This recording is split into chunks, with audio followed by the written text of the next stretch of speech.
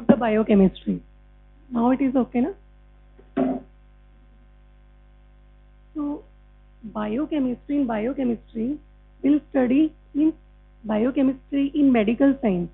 We can basically divide into two aspects. One is the basic biochemistry and the other one is the clinical biochemistry. Okay. As I told you previously, for some students, can anybody tell the difference between these two aspects of the biochemistry? In basic biochemistry, we'll study about the chemistry and functions of different biomolecules. We know our functional and the structural unit is cell. And if there is disturbances in the structure and the functions, then it will lead to the pathological condition or the disease that you are concerned about. Okay. So being a doctor, you need to know that what is the changes in those biomolecules and how you can treat or prevent. You know? So, but for that you should have some basic knowledge about their structure and function. Then only you can correlate the disturbances in the structure and the function. When you know the normal things, then you can correlate the abnormal things. But these things you have to just go through. Then you have to detailed study about the clinical aspect. Okay. So in the starting today's class, I will tell you about some applications of the biochemistry and mainly the basic biochemistry. In the further classes, we'll learn about the different applications of the lipid chemistry and function in different disease and also in the diagnosis, because the major application of the biochemistry is for you people, for the doctors, to understand the biochemical basis of the pathological condition, and the other is the in diagnosis. Okay. So the diagnostic part is known as, हाँ बोलिए, clinical biochemistry. Okay. So have you any idea about the scope of the clinical biochemistry? Means, this question means, what are the tests included in the biochemistry group? Liver function test, kidney function test, glucose, or urine different components, है ना? और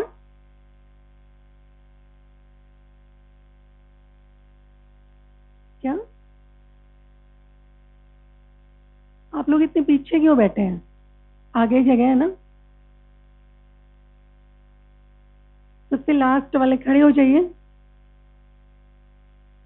बताइए इनके अलावा और क्या scope है clinical biochemistry का?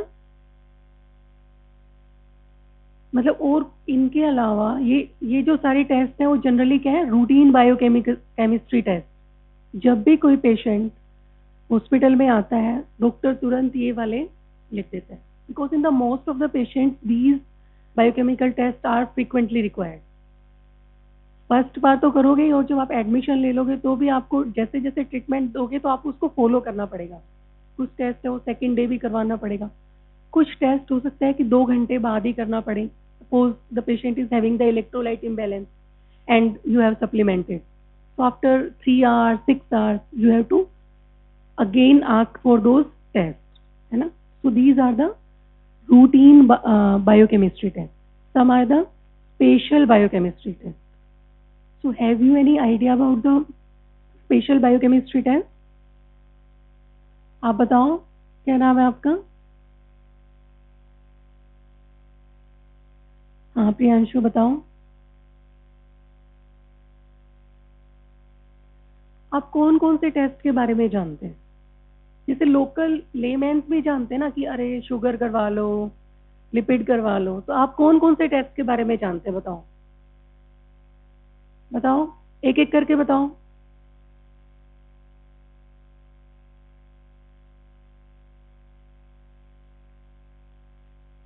Liver function test, that's come under the routine biochemistry test, है ना? और हॉर्मोन हार्मोन टेस्ट कौन से सब्जेक्ट में आते हैं? जब भी आप कि इन फ्यूचर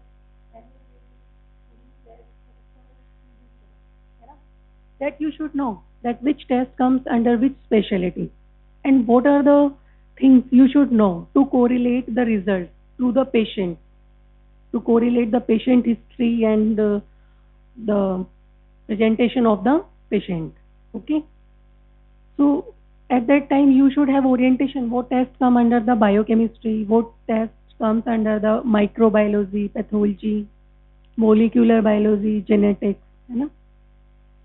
तो और कौन, ये सब टेस्ट तो सब जानते हैं. लिपिड प्रोफाइल, जो हम लिपिड पढ़ेंगे उसमें हम लिपिड प्रोफाइल को एलाबोरेटिव करके पढ़ेंगे, कौन कौन से टेस्ट उसमें आते हैं और उन टेस्ट का इंटरप्रिटेशन कैसा है. अगर टेस्ट का रिजल्ट देख के हम पेशेंट के डायग्नोसिस के बारे में कैसे बता सकते हैं. ठीक है. तो hormones, what are the other scope? Hormones. Hormones कौन कौन से टेस्ट होते हैं? हॉर्मोन्स के नाम सब जानते हो ना? Most frequently use thyroid. Thyroid इतना मोस्ट फ्रीक्वेंटली है कि आजकल जो न्यू क्लिनिकल एस्टेब्लिशमेंट एक्ट में जो क्लासिफिकेशन हुआ है टेस्ट का, so thyroid included in the routine biochemistry, though it is the hormone, but it is so frequently asked by the clinicians that it come under the routine biochemistry test. Okay, other hormones, you know, so many hormones in the different endocrinological conditions, all comes under the biochemistry. So hormones, tumor markers. Can anybody tell some tumor markers name? Tumor markers, you understand, no? Means marker which are used for the diagnosis, for the management and the prediction of the different cancers conditions, है ना? तो आपको कुछ तो पता होगा ना? एक आधा ट्यूमर नाम भी नहीं पता आप लोगों को? That is the classification of tumor, benign and the cancer. हाँ, कोई बात नहीं, अभी तो आप फर्स्ट क्लास में हो, अभी तो आपको 5 साल पढ़ना है ना? फिर आना चाहिए. आज आप कुछ भी बोल सकते हो, लेकिन 5 साल बाद अगर ऐसा बोला तो फिर बहुत मुश्किल हो जाएगी. ठीक है, तो अभी आप बोलो, हम डिस्कस करेंगे और फिर आपको याद रहेगा. ठीक है, बताइए क्या नाम बोल रहे थे? एलाइजा. एलाइजा इज टेक्निक, है ना? टेक्निक्स भी हम पढ़ाएंगे, कौन कौन सी टेक्निक्स है. आप लोगों ने सुना है CA-125, CA-19? अच्छा, अभी पढ़ेंगे आप लोग.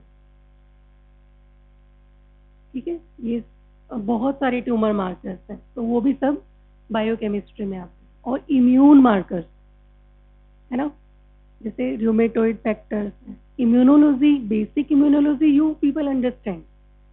तो क्या होता है कि कुछ इम्यूनोलॉजिकल कंडीशंस में वो जो मार्कर्स हैं, जो हमारे इम्यून सेल्स हैं, इम्यून मीडिएटर्स हैं, उनके जो लेवल्स हैं वो डिरेंज हो जाते हैं.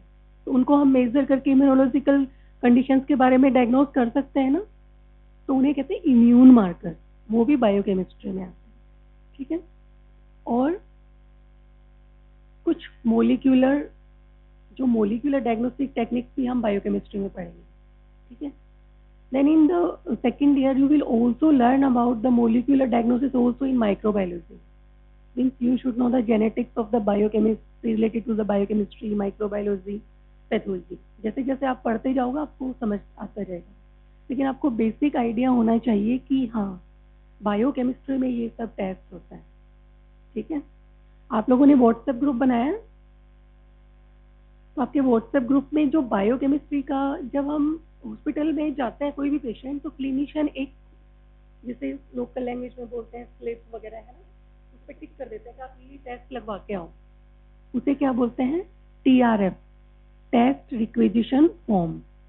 तो उसमें लिखा होता है वो generally to appreciate from the distance those TRF are different colour.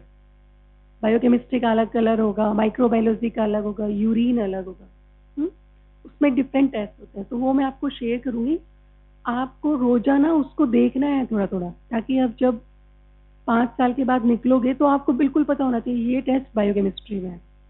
क्योंकि पुराने टाइम में अलग था, पुराने टाइम में तो पैथोलॉजी, माइक्रोबायोलॉजी, फिजियोलॉजी, बायोकेमिस्ट्री सब एक ही था, लेकिन with the advancement of the technology and the research, we understood the scope of all these branches have emerged so vast that these are separated. Okay, तो आप लोगों को पता होना चाहिए कि ये टेस्ट इस ब्रांच में आएंगे और इनकी क्या इंपॉर्टेंस है. अब समझ में आया ना कि बायोकेमिस्ट्री आपने क्यों पढ़ना है डॉक्टर्स होके. बाकी तो सब चीजें आप 11th 12th में भी पढ़ चुके हो, वो सिर्फ थोड़ा आपको अंडरस्टैंड करने के लिए. लेकिन अब आपको स्पेशल मेडिकल साइंस के लिए पढ़ना है, तो आपको ओरिएंटेशन होना चाहिए. जनरली लोग बायोकेमिस्ट्री देख के बोर हो जाते हैं, है ना. लेकिन अब आपके माइंड में है कि चाहे आप कार्डियोलॉजिस्ट बनो, न्यूरोलॉजिस्ट बनो, जो भी स्पेशलिटी की, speciality not super speciality, because nowadays the era of super specialty, every patient prefers to go for the super specialty branch, no. तो चाहे आप कार्डियोलॉजिस्ट बनो, न्यूरोलॉजिस्ट बनो, डायग्नोसिस आपको हर डॉक्टर को आना चाहिए. ठीक है, तो आप फर्स्ट ईयर में इतने अच्छे से पढ़ो कि आपका डायग्नोस्टिक पार्ट बहुत अच्छा बने, और जब आपकी डायग्नोस्टिक पार्ट की अंडरस्टैंडिंग बनेगी तो मेडिसिन भी बहुत अच्छी बनेगी. ठीक है, और जब हम डिफरेंट डिजीज के बायोकेमिकल एस्पेक्ट्स पढ़ेंगे तो आपको मेडिसिन पढ़ने में, क्योंकि मेडिसिन किस किस चीज़ों से बना है, उसमें थोड़ा पार्ट फिजियोलॉजी का होता है, बायोकेमिस्ट्री का होता है, माइक्रोबायोलॉजी का होता है, फार्मेकोलॉजी होता है. ठीक है ना, तो कोई भी जो ब्रांच है वो ऐसे ही नहीं है, हर ब्रांच को आपको अच्छे से पढ़ना है to become a efficient doctor, clinician. ठीक है, तो बायोकेमिस्ट्री को इंटरेस्ट से तो पढ़ोगे ना, सो के तो नहीं जाओगे ना. अगर नींद आए तो खड़े हो जाया करो. ठीक है, कोई भी क्वेश्चन पूछना हो तो पूछ लेना भी. ठीक है, अब हम लिपिड शुरू करते हैं. लिपिड मतलब कौन कौन सी फॉर्म्स हैं लिपिड्स की, आप कुछ जानते हो, कुछ आइडिया है आपका? Very good. जब भी क्लास हो ना, क्योंकि आपके पास क्या है, सब आपके पास स्केड्यूल है, तो एक अच्छी मतलब लॉन्ग टर्म मेमोरी के लिए आपको क्या करना है, चाहे क्लास से पहले 10 मिनट ही आपको देखना है कि आज लिपिड केमिस्ट्री पढ़ना है, तो फटाफट उसको देख लो. फिर यहाँ पे अच्छे से पढ़ो, जाके थोड़ा सा देख लो, फ्यूचर में आपकी मेहनत बहुत कम हो जाएगी. ठीक है, तो जैसे हमारी बॉडी में जो structural and the function lipid से कैसे रिलेटेड है, ये आपको समझना है. ठीक है, so what are the SLOs of today's class? SLO means you are having the foundation course, no? What is the full form of SLO?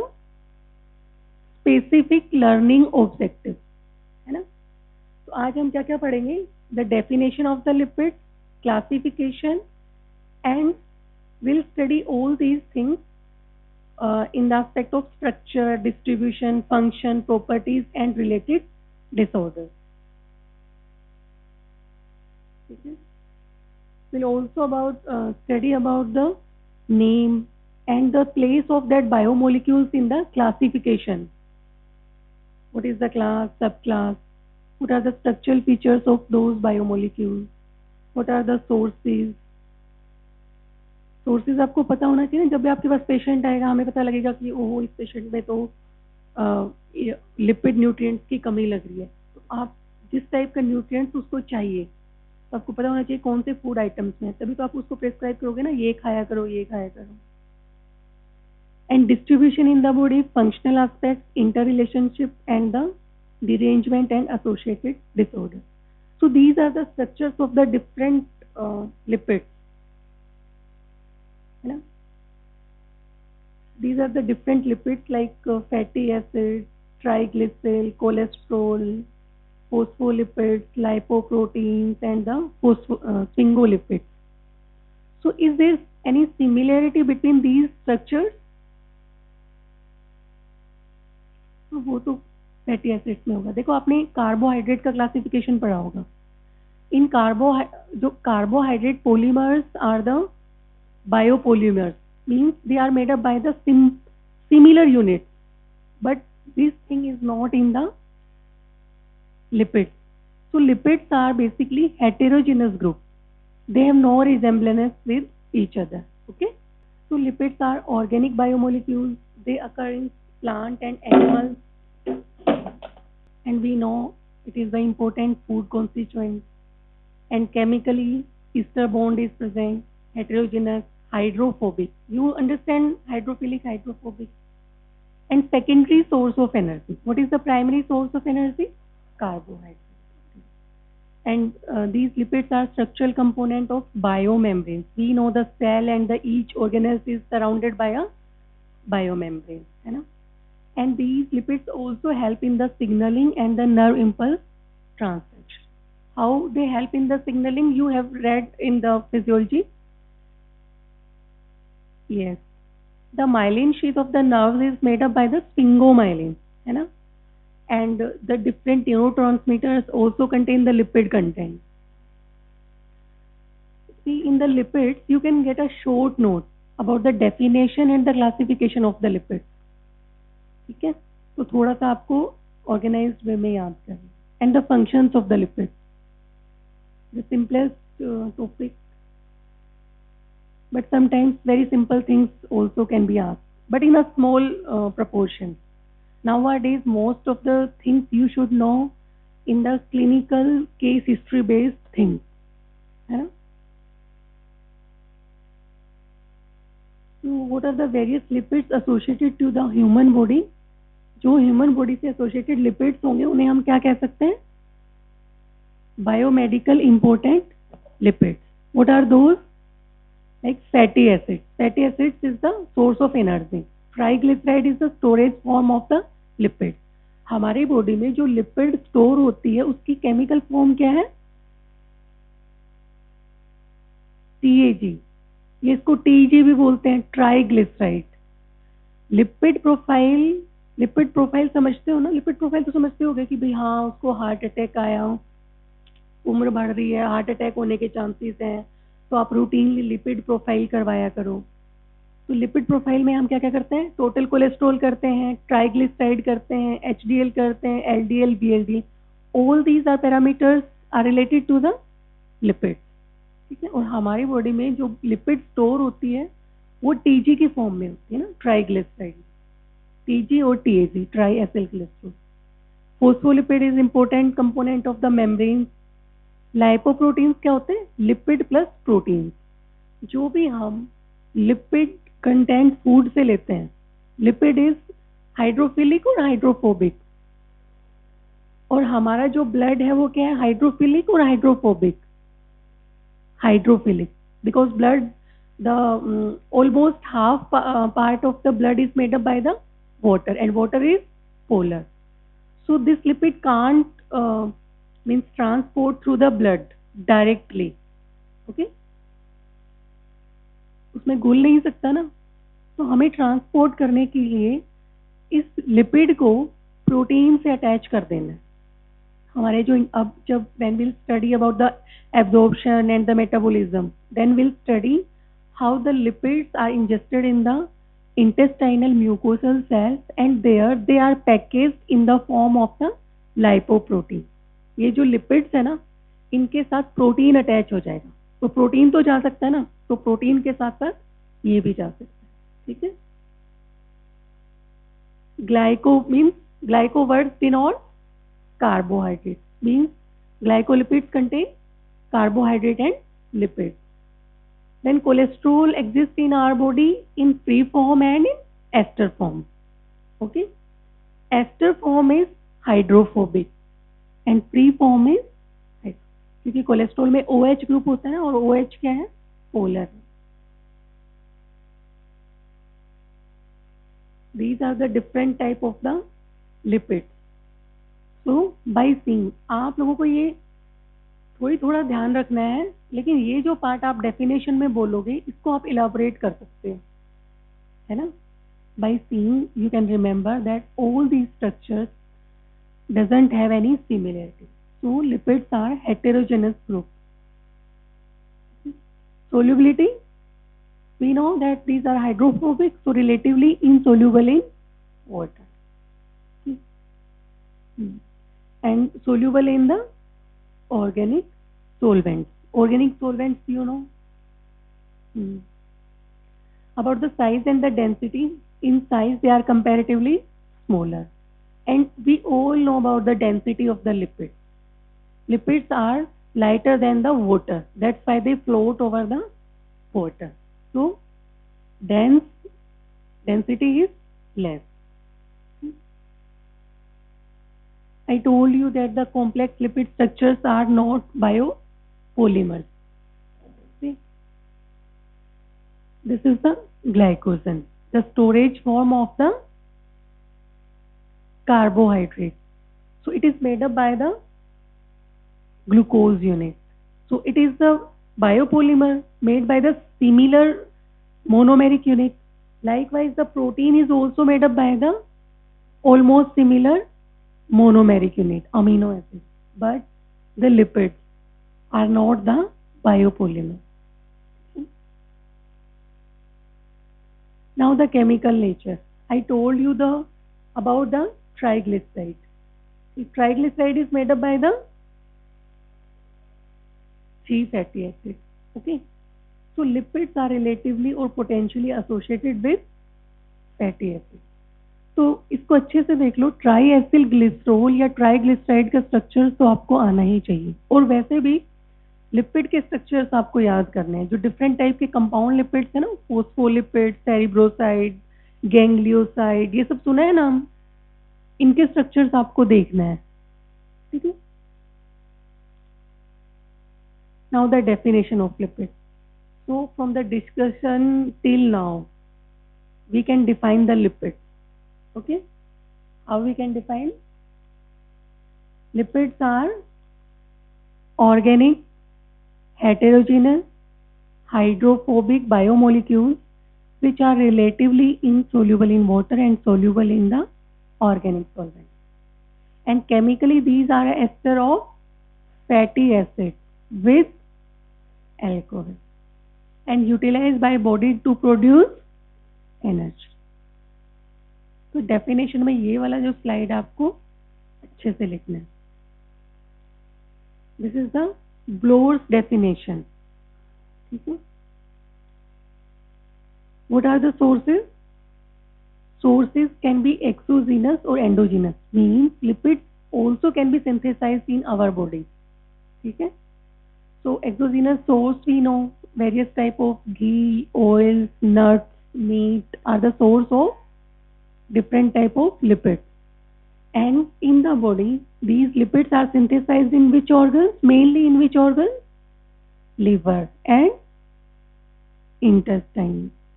और फैट की कहाँ कहाँ जरूरत होती है? इनमें तो मेटाबॉलिज्म का मेन है ही, और भी बहुत सारे ऑर्गन्स हैं हमारी बॉडी में जहाँ लिपिड से रिलेटेड कंपाउंड बनते हैं. बोलो, जोर से बोलो, कोई बात नहीं. हाँ, स्टीरॉइड हार्मोन. कहाँ बनेंगे steroid hormone?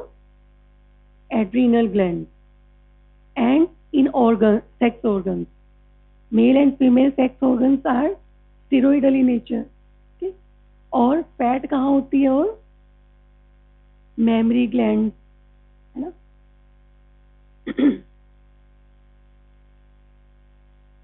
So this picture tells about the distribution of lipid in human body.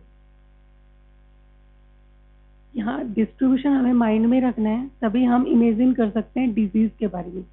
यहाँ लिपिड होती है, ये चेंज होता है और फंक्शनल ये रिलेशन है, तो ये डिजीज बंदे को ये प्रेजेंटेशन हो रहे हैं. ठीक है. So it's the component of the biological membrane. Okay. So because the lipid is the component of the biological membrane, means fatty acids. Future में हम पढ़ेंगे फ्राइनोडर्मा और toad skin disease due to the deficiency of essential amino acid. जब essential amino acids नहीं होंगे तो हमारे sales के जो सारे मेम्ब्रेन्स हैं उनकी स्ट्रक्चर्स है वो डिस्टोर्टेड होगी. ठीक है.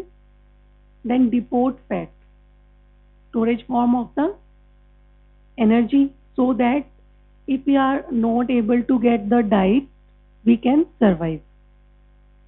And the nervous tissue we discussed, subcutaneous layer of the fat and the padding of the internal organs or vital organs. You have started the discussion now, dissection in the anatomy ना. जब dissection करोगे तो आप देखोगे कि जो अपने body के अंदर डिफरेंट वाइटल ऑर्गन्स हैं, स्पेशली इंटेस्टाइन में तो दूर से ही दिख जाते हैं, येलो येलो टिश्यू है ना, वो क्या है, विसरल फैट. जो हमारे विसरास हैं, वाइटल ऑर्गन्स हैं, that are surrounded by the visceral fat. Why? What is the function of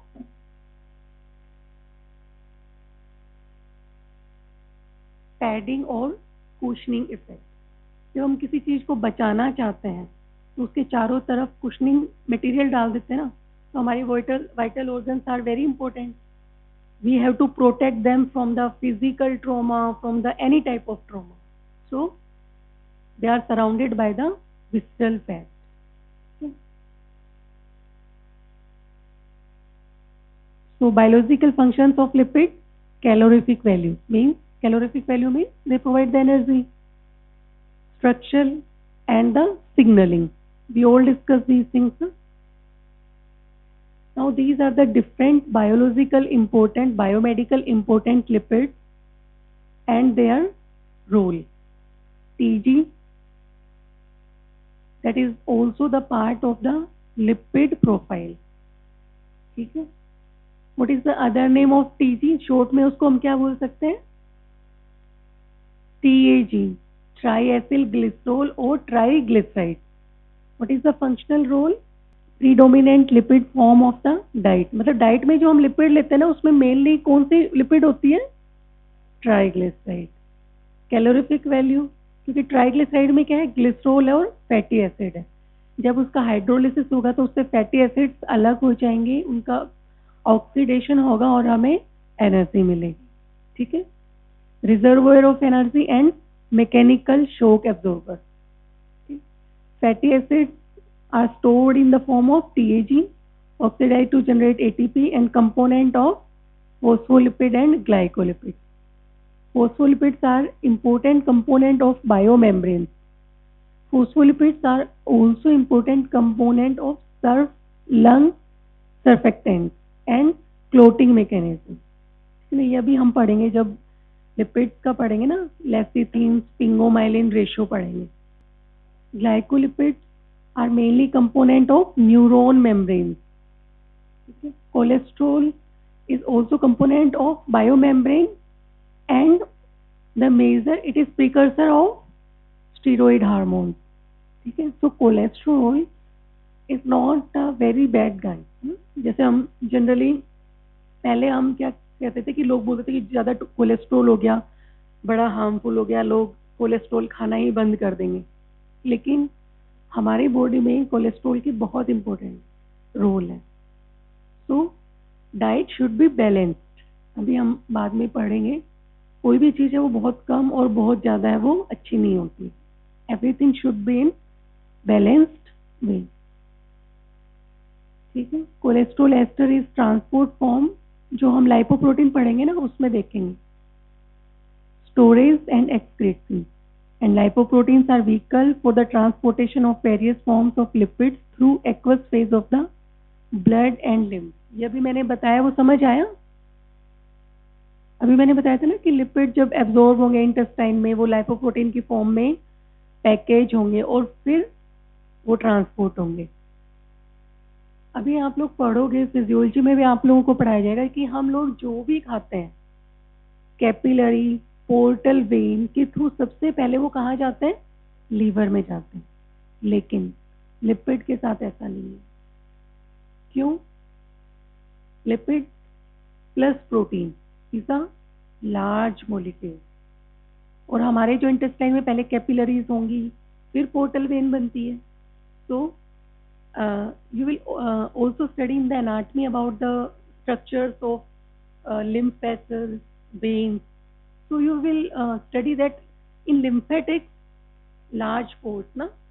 So these lipoproteins are absorbed and transport first through the lymph, lacteals, lymphatics, then thoracic duct, then systemic circulation. ये जब हम metabolism पढ़ेंगे तब आपको और भी clear हो जाएगा. लेकिन ये आपके माइंड में होना चाहिए कि और सारे न्यूट्रिएंट्स हैं, जैसे ही एब्जॉर्ब होते हैं लीवर में चले जाना है, लेकिन लिपिड्स के साथ ऐसा नहीं। तो ये सिस्टेमिक सर्कुलेशन के थ्रू वो लिपिड उसमें जाएंगे लीवर में। Dietary form of lipid is mainly in the form of TG and fatty acids. ठीक है, तो ये स्ट्रक्चर्स तो आप सब लोग जानते ही हो, है ना। क्या क्या है इसमें देखो, इसमें कौन कौन से कंपोनेंट है लिपिड है। फोस्फोलिपिड, ये प्रोटीन है, ये भी प्रोटीन है, और ये कंपाउंड लिपिड है ना, ग्लाइकोलिपिड, स्टीरोल। तो देखो जैसे सपोज इमेजिन करो कि हमारी पूरी बॉडी में क्या है, छोटे छोटे सेल्स से बनी हुई है, और उन सेल्स में भी ऑर्गेनेल्स हैं, और हर ऑर्गेनेल्स और हर सेल इन मेम्ब्रेन से सराउंडेड है। तो कितने इंपॉर्टेंट है ये मॉलिक्यूल्स हमारी स्ट्रक्चर मेंटेन करने में और functions, because all the functions also of the cells are in the terms of the structure. In biochemistry we'll study the molecular basis of the functions, कि जब भी कोई फंक्शन हो रहा है, सांस ले रहा है, रिप्रोडक्शन हो रहा है, तो मोलिक्यूल बेस पे क्या चेंज हो रहा है, वो हमें थोड़ा इमेजिनेशन होना चाहिए, आइडिया होना चाहिए before the study of medicine. So, can you justify that lipids are superior than carbohydrates? Can you tell some points which justify this statement? Yes. First and the most important thing is the calorific value.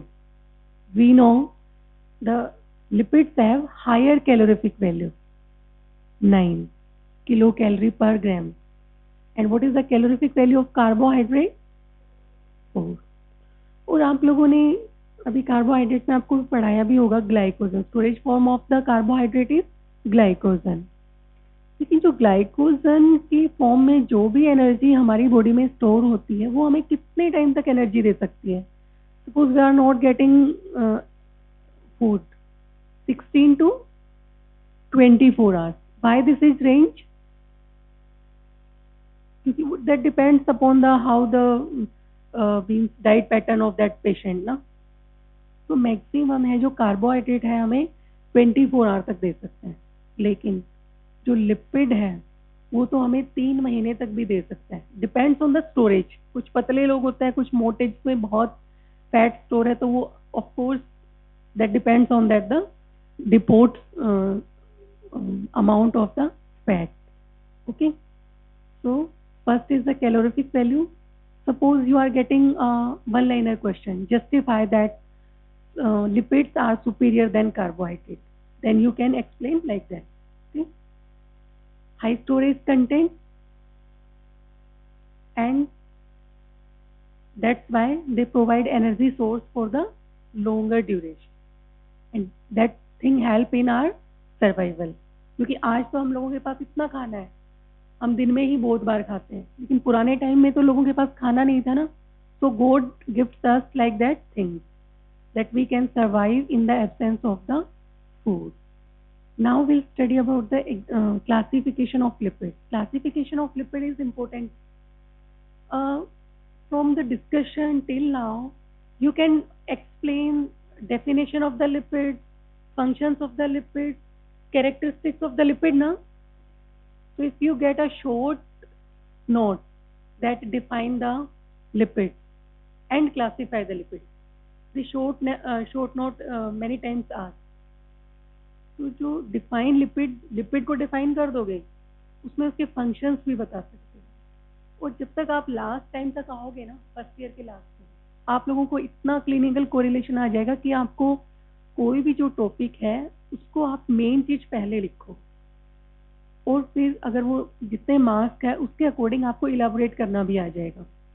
लेकिन आप सब चीजें ध्यान से पढ़ोगे, then only you can correlate the thing, है ना।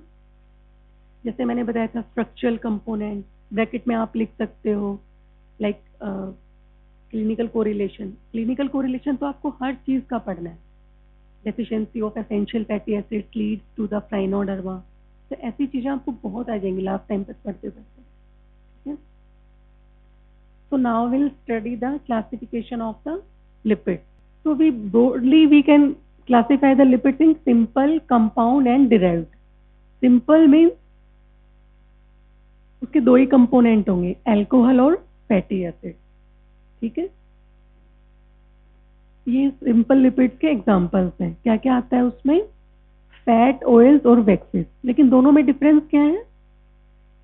जो फैट और ऑयल्स है उसमें अल्कोहल है वो किस फॉर्म में होगा? स्लाइड को देखो और सब मिलके बोलो, ग्लिसरॉल. और वैक्सेस में अदर देन ग्लिसरॉल, जैसे हायर अल्कोहल है ना, जैसे बी वैक्स है उसमें सिटाइल अल्कोहल होता है.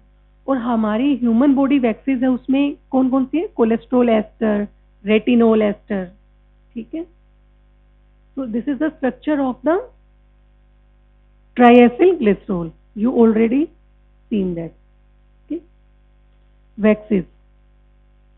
Okay, so these are the example of the human body waxes. What are the human body waxes? jaldi bolo. And retinol ester. तो इसमें कोलेस्ट्रॉल है ना कि ग्लिसरॉल, रेटिनोल है ना कि glycerol. That's why they are called waxes. ठीक है ना. In compound lipids, in simple lipids, what are the components? Alcohol plus fatty acids. But in compound lipids, apart from these two components, there will be additional group. So these compound lipids we broadly can divide into phospholipid, glycolipid, and lipoprotein. Phospho, glyco, lipoprotein. We have discussed in broad. ठीक है, phospholipid में additional group क्या होगा? Phosphoric acid, नाम से ही पता चल रहा है, और नाइट्रोजन एसिड. ग्लाइको में, लाइपो में प्रोटीन्स, लाइपोप्रोटीन्स. जो लाइपोप्रोटीन्स में जो प्रोटीन्स होती है ना उसे क्या कहते हैं? एपोप्रोटीन्स. ये जब हम lipoprotein metabolism is very important topic, उस टाइम उसमें डिफरेंट एपोप्रोटीन्स पढ़ेंगे हम. ठीक है, these phospholipid we can divide further into two, glycero and sphingो, means on the basis of the component of alcohol. In glycerophospholipid what alcohol will be? In sphingो, sphingol. ठीक है, and sphingomyelin is also example of the lipid which contain the sphingol, sphingosine. ये क्या है? Alcohol है, जैसे glycerol है, जैसे cholesterol है, ऐसे ही लिपिड का अल्कोहल कंपोनेंट है. Okay, these are the example of the glycolipids which are mainly distributed in the nervous system, cerebroside, ganglioside, globoside. ठीक है, so all these glycolipids contain which alcohol? स्फिंगोल. तो अभी जब हम मेटाबॉलिज्म पढ़ेंगे, क्लिनिकल डिजीज पढ़ेंगे, तब आपको पता चलेगा कि इनमें डिस्टरबेंस होने की वजह से पेशेंट को क्या क्या दिक्कतें आती हैं. ठीक है, काइलोमाइक्रोन, जैसे मैंने बताया ना कि लिपिड इंटेस्टाइन में एब्जॉर्ब होता है ना, तो वो काइलोमाइक्रोन बनाता है. लिपिड प्लस प्रोटीन, तो वो क्या बनाएगा? Chylomicron. So what is chylomicron? Chylomicron is basically package of the lipid and protein which is formed in the intestinal cells and then transport through the lymph to the different body parts. These are other different lipoproteins, VLDL, LDL, HDL. ये सब lipid profile के component है. ठीक है, और आपको जाके lipid profile पढ़ना आज, और फिर हम इनको डिटेल में भी पढ़ेंगे क्योंकि यही इंपॉर्टेंट है ना. डायग्नोसिस कैसे चेंज हो रहा है, कैसे पेशेंट्स में ये ज्यादा हो रहा है, कम हो रहा है, क्या रिलेशन हो रहा है, इनका रेशियो क्या है. What are the genetic disease which are associated with these lipoproteins. Dyslipidemia is very important topic. Okay. Derived lipids are what? Hydrolytic products of simple lipids and compound lipids or their derivatives. ठीक है, examples of derived lipids क्या है? जैसे suppose ट्राइएसिल glycerol आपने देखा है ना, वो सिंपल लिपिड है, उसका हाइड्रोलिसिस करेंगे तो अपने कंपोनेंट्स में डिवाइड हो जाएगा. उसके कंपोनेंट्स क्या है? Glycerol and fatty acids. So glycerol and fatty acids will be the derived lipid, ठीक है। ऐसे ही और भी हैं। ये हैं कुछ अदर डिराइव्ड लिपिड्स लाइक आइकोसेनोइड। ये भी लिपिड से बने होते हैं। आप फिजियोलॉजी में अभी पढ़ोगे द फंक्शंस ऑफ इन्फ्लामेशन। जब whenever our body gets infected or any trauma, our body reacts in the form of the inflammation। जब भी हमें फीवर होता है या हमें ट्रोमा होता है, क्या होता है, हमें पेन होता है। अभी आप फिजियोलॉजी में भी पढ़ोगे मैकेनिज्म ऑफ दोस थिंग्स।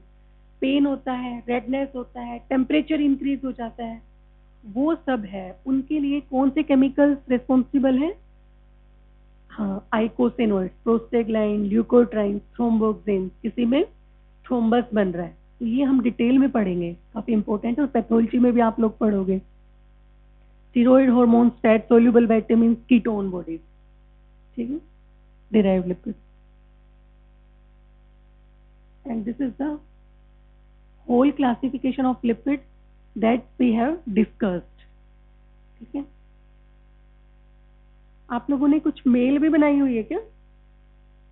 सारे स्टूडेंट्स का मेल ही है। आपको ये पीपीटी चाहिए तो ले भी सकते हो आप, है ना। और इसके नोट्स बनाना, आज से ही आप नोट्स बनाने शुरू कर देना। क्लासिफिकेशन ऑफ लिपिड आप लिख के लाना, मुझे अच्छा लगेगा। एक अलग नोटबुक बनाओ, हम लोग बनाते थे, हमारे स्टूडेंट से मैं जहाँ रहती हूँ बनवाती हूँ। एक अलग से नोट बना लो बायोकेमिस्ट्री का, और उसमें आज का क्वेश्चन लिख देना, define the lipids and classify the lipids. ये पढ़ चुके हैं, ठीक है। Miscellaneous lipid, some are the components which have the characteristics of lipid, so those comes under the, जो ब्लोर है ना, ब्लोर ने क्लासिफाई किया, उसने इन 3 कैटेगरी के अलावा एक चौथी कैटेगरी भी कर दी, मिसलेनियस। जो भी कंपाउंड्स में लिपिड जैसे कैरेक्टरिस्टिक्स हैं उन्होंने मिसलेनियस लिपिड्स में डाल दी। तो इसमें कुछ डिराइव्ड लिपिड्स भी आते हैं, ठीक है, जैसे बीटा कैरोटिनॉइड है, स्क्वेलिन है, विटामिन ई के, आइकोसेनोइड, ठीक है। पोलैरिटी के बेस पे हम लिपिड्स को डिवाइड कर सकते हैं। नॉन पोलर लिपिड का एग्जाम्पल क्या है? And cholesterol ester. और amphipathic lipid, amphipathic, you understand the meaning. Examples are, ये भी आपको याद रखना है, क्योंकि जब हम लाइपोप्रोटीन मेटाबॉलिज्म पढ़ेंगे तो उनका जो अरेंजमेंट है लिपिड्स का, कि वो कोर में होंगे या पेरिफ्री में होंगे, that depends on their nature, chemical nature. तो आप लोगों को ये याद रखना है। फंक्शंस के बेस पे स्टोरेज लिपिड, मेम्ब्रेन लिपिड, ये हम पढ़ चुके हैं। We can divide the lipids on the basis of the alcohol component, glycerolipid और नॉन ग्लिसरोलिपिड, ठीक है। बता देती हूँ, ये जनरली याद नहीं होता ना लोगों को। जैसे सिंपल लिपिड्स और कंपाउंड लिपिड्स पढ़ा, उनमें ग्लिसरॉल था। अभी आप जैसे जाके भी आप लोगों के पास जो बुक है ना, उसमें इनके स्ट्रक्चर्स देखना और एक बार बना भी लेना। तो हर स्ट्रक्चर आपको याद नहीं करना है इन द यूजी लेवल, लेकिन कुछ स्ट्रक्चर्स है, जैसे अमीनो एसिड्स के स्ट्रक्चर्स आपको पता होना चाहिए, कि पीजी एंट्रेंस में भी पूछते हैं, एसिडिक, बेसिक अमीनो एसिड्स। ऐसे ही जो लिपिड्स हैं उनके स्ट्रक्चर्स बस आपको वैसे याद नहीं रही, लेकिन बना लेना एक बार हाथ से, तो आपको आइडिया हो जाएगा कि इसमें क्या क्या है, ठीक है। इसमें ग्लिसरॉल नहीं होते, वो कौन कौन से लिपिड्स हैं? वैक्सीज। और हमने पढ़ा था कि जो ग्लाइकोलिपिड्स, ग्लाइकोलिपिड्स में मेनली स्पिंगोल था ना। सेपोनिफिकेशन प्रॉपर्टी के बेस पे भी हम लिपिड को क्लासिफाई कर सकते हैं। Saponification, you understand what is that? Alkaline hydrolysis of ester bond. हमने देखा ना लिपिड में एस्टर बॉन्ड होता है, ठीक है। So we can divide the lipids in saponifiable and non saponifiable. जैसे स्टीरॉइड है और प्रोस्टाग्लैंडिन है, दीज आर नॉन सेपोनिफाइबल, ठीक है। ये कब इम्पोर्टेंट आप डॉक्टर्स के लिए? अगर किसी को केमिकल इंजरी हो जाती है, so the injury will depends upon these characteristics, ठीक है।